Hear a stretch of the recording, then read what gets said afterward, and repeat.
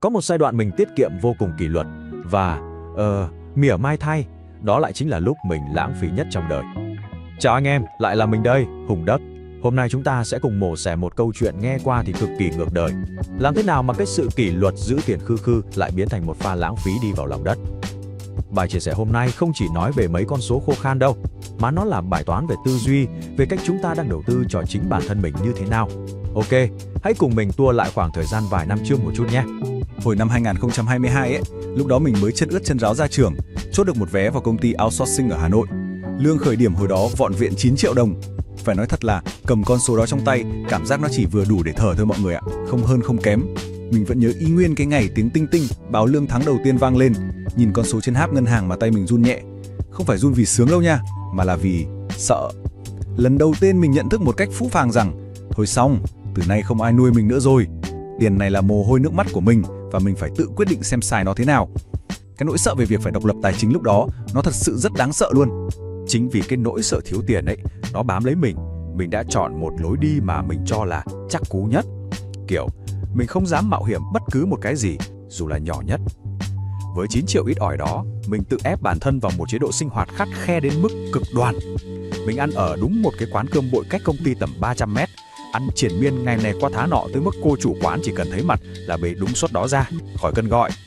Tối nào, mình cũng nán lại công ty, cày task đến tận 10 giờ, 11 giờ đêm mới mò về phòng. Cuối tuần thì sao? Nốt mình trong phòng trọ luôn.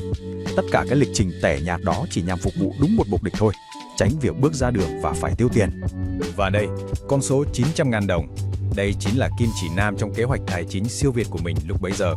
Cứ cuối tháng, lương vừa đáp xuống tài khoản là mình trích ngay lập tức 10%, tức là đúng 900 cành, bắn thẳng sang một tài khoản tiết kiệm khác và thề sống thề chết là không bao giờ đụng tới. Nhìn vào thì ai cũng bảo, át chà, thằng đép này biết lo xa phết, suy nghĩ chín chắn đấy. Nghe người nhà với bạn bè khen mình già dặn trước tuổi, nói thật là trong lòng mình cũng khoái chí lắm. Nó bơm cho mình một cái cảm giác trưởng thành giả tạo, một niềm tự hào kiểu hơi mù quá một chút. Cái sự tự mãn đó nó phình to tới mức mình bắt đầu quay sang phán xét những người xung quanh. Kiểu cứ nhìn thấy mấy đứa đồng nghiệp cùng lứa rủ nhau đi nhậu cuối tuần, sắm đôi giày mới hay đơn giản là bấm app gọi ly trà sữa thôi, là trong đầu mình lại nảy số. Mấy người đang tự đốt tương lai của mình đấy. Mình tự huyễn hoặc bản thân là mình đang đi đúng hướng, đường lối kỷ luật, còn họ thì đang ném tuổi trẻ qua cửa sổ. Nhưng mà ôi thôi, sự thật nó vả lật mặt mọi người ạ. Người đang tự tay châm lửa đốt tương lai của mình không ai khác lại chính là mình. Chỉ là lúc đó cái sự kỷ luật nó che mờ hết mắt rồi, mình hoàn toàn không nhận ra. Và rồi chuyện gì đến cũng phải đến, một cái bước ngoặt đúng nghĩa định mệnh luôn. Câu chuyện xảy ra vào một chiều thứ Bảy. Mình đang trùm mền ở nhà, toát mồ hôi hột vật lộn với một con bấc. Anh em đép chắc quá rành cái cảnh này rồi đúng không? Cái thể loại bấc mà ngồi trố mắt nhìn màn hình cả buổi trời, đi bấc tới lui vẫn không hiểu tại sao nó chết. Đầu óc lúc đó là đặc quánh lại rồi. Đang bế tắc thì điện thoại rung, tin nhắn từ anh Minh, chim lít. Hùng ơi, chạy ra quán cà phê gần công ty ngồi với mấy anh đi, đang có cái này hay lắm. Anh em phải hiểu, đây không phải là lời rủ dê đi uống nước xạo xạo đâu.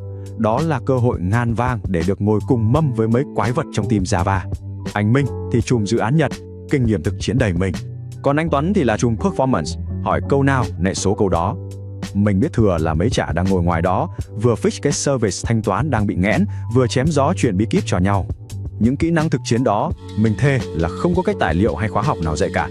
Nhưng mà chết một nỗi là khoản tiền 60.000 nó ngáng đường. Mình lôi ví ra đếm, cả gia tài lúc đó còn đúng 100.000 lẻ để sống sót qua nguyên một tuần sắp tới. Mà một ly cà phê ở chỗ mấy ông anh ngồi bèo nhất cũng 60 rồi. Thế là não mình bắt đầu chạy kịch bản thảm họa. Đi uống cà phê bây giờ thì tối ăn gì, mai đổ xăng kiểu gì, ngày mốt nhịn đói à? Trải qua một đợt khủng hoảng tài chính nội tâm chừng 5 phút, mình gõ lại một dòng tin nhắn cay đắng. Dạ, thôi mấy anh uống đi, em đang bận Facebook ở nhà rồi. Mình từ chối, chỉ vì mình sót tiền. 60.000 lúc đó đối với mình nó to như cái bánh xe bò vậy, tiếc đứt cả ruột. Đêm thứ Bảy hôm đó, nằm co ro trong phòng, mình mở cái app ngân hàng lên để nhìn lại thành quả nửa năm trời nhịn ăn nhịn mặc, hơn 4 triệu đồng. Mình cố gồng lên để tìm cái cảm giác tự hào quen thuộc, nhưng nói thật là trống rỗng, chả thấy vui gì cả. Và rồi sáng thứ Hai, mình ăn ngay một cú đấm thẳng mặt. Không khí trong team sáng hôm đó xôm tụ dã man. Mọi người đang bàn tán ầm ĩ về việc refactor lại kiến trúc hệ thống.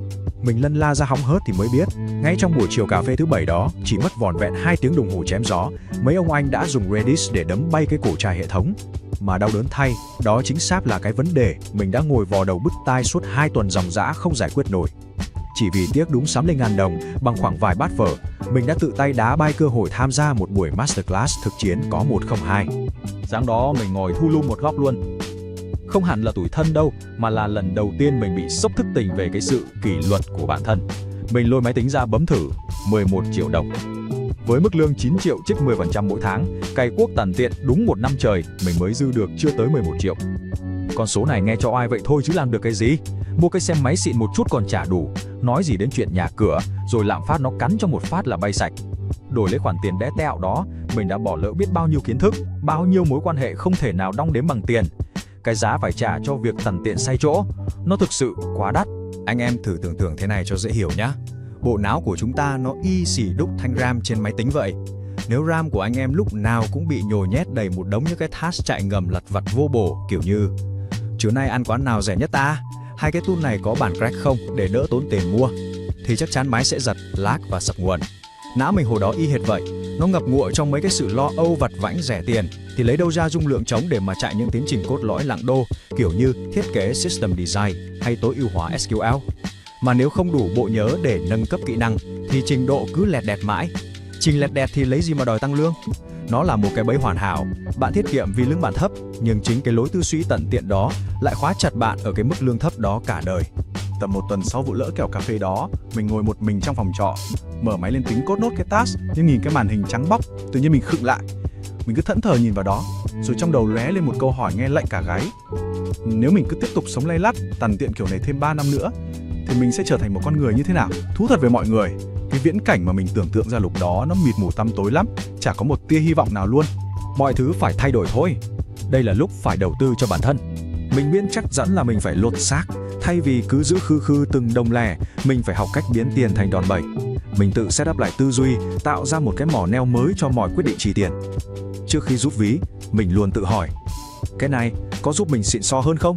Thay vì cứ lẩm bẩm tìm cách sai đô chua, mình bắt đầu tập trung vào giá trị mà món đồ mang lại. Chỉ cần câu trả lời là có, nó giúp kỹ năng mình lên hương, thì mình sẽ chốt đơn.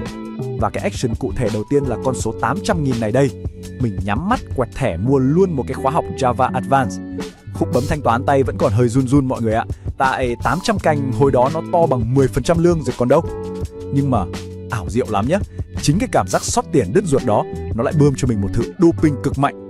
Anh em công nhận không? Học mấy cái khóa miễn phí hay đau lậu thì lười chảy thây, dăm 3 bữa là vứt xó. Nhưng một khi đã lấy tiền mồ hôi nước mắt ra mua thì bộ não nó không cho phép mình lười. Mình cày ngày cày đêm, nuốt không sót một giây nào của cái khóa học đó. Từ cái khóa học đó, nó tạo ra một hiệu ứng hòn tuyết lăn cực kỳ khủng khiếp. Lần sau, anh Minh mà rủ đi cà phê là mình vác nặt ra liền, gật đầu cái dục. Ra đó ngồi cả buổi mình chả nói câu nào, chỉ vánh tai lên nghe. Nghe mấy ông kể chuyện hệ thống sập giữa đêm, nghe cách người ta bình tĩnh fix bug trên production, thấm từng bài học xương máu. Giam trong não mình chính thức được dọn dẹp sạch sẽ. Mình bắt đầu nhìn thấy bức tranh toàn cảnh về kiến trúc hệ thống, code mượt hơn, đi họp dám bật lại bằng những câu hỏi chí mạng. Và dĩ nhiên, mấy anh senior bắt đầu để mắt tới mình, đánh giá cao mình hơn và ném cho mình nhiều cái task khoai hơn, xịn hơn. Mồ hôi rơi thì cây ra quả thôi. Nhìn lại hành trình đúng 1 năm ngắn ngủi, mình lột xác hoàn toàn. Từ cái thằng đép đầu năm 2022, lương 9 triệu bo, giữ tiền, ăn cú tát tỉnh người từ ly cà phê 60 cành, rồi bấm bụng quẹt thẻ học khóa nâng cao. Cho đến năm 2023, mình đàng hoàng nhảy việc, điêu lương lên thẳng 15 triệu. Sự nghiệp chính thức bước sang một cái level khác biệt. Cầm 15 triệu trong tay, lúc này mình mới thấy buồn cười mọi người ạ. Giờ trích 10% ra, tiết kiệm là có ngày 1,5 củ mỗi tháng. Đập chết tươi cái con số 900.000 ngày xưa. Mà cái sướng nhất không phải là tiền dư nhiều hơn, mà là cái đầu mình nó nhẹ tênh, thả phanh sáng tạo luôn. Mình ngộ ra một chân lý là đợi đến khi thu nhập bạn hòm hòm, kỹ năng bạn cứng cáp rồi, thì lúc đó việc tiết kiệm mới thực sự phát huy cái sức mạnh của nó.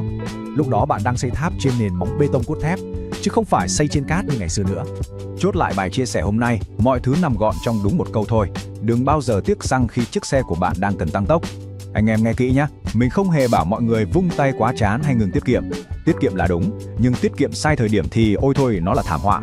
Ở cái giai đoạn mà kỹ năng còn yếu, lương còn thấp, mà anh em cứ nhăm nhe chất bóc từng đồng lẻ, cắt xén nguồn lực nuôi dưỡng bản thân, thì khác gì tự lấy đá ghè chân mình. Hãy mạnh dạn đổ xăng đúng lúc, nâng cấp cỗ máy của mình lên. Đừng để sau này phải đứng thẫn thờ nhìn người ta rổ ga chạy mật hút. Bỏ 60.000 ra để học được bài học này, nói thật là quá hời, chỉ tiếc là mình nhận ra hơi trễ một xíu thôi. Thế còn mọi người thì sao? Đã có anh em nào từng vì sót mấy đồng lẻ lặt vặt để rồi ngớ người ra tiếc hùi hụi vì bỏ lỡ một cơ hội to đùng chưa? Drop nhẹ xuống phần bình luận kể cho mình nghe với nha. Mình cực kỳ hóng những câu chuyện thực tế từ mọi người luôn. Nếu thấy bài chia sẻ này bắt túng bệnh, đừng quên like và subscribe để ủng hộ kênh nha. Hẹn gặp lại anh em ở bài chia sẻ tiếp theo. Mình là Hùng Đắc, chúc mọi người một ngày code không bug, trơn tru mượt mà nha. Tạm biệt.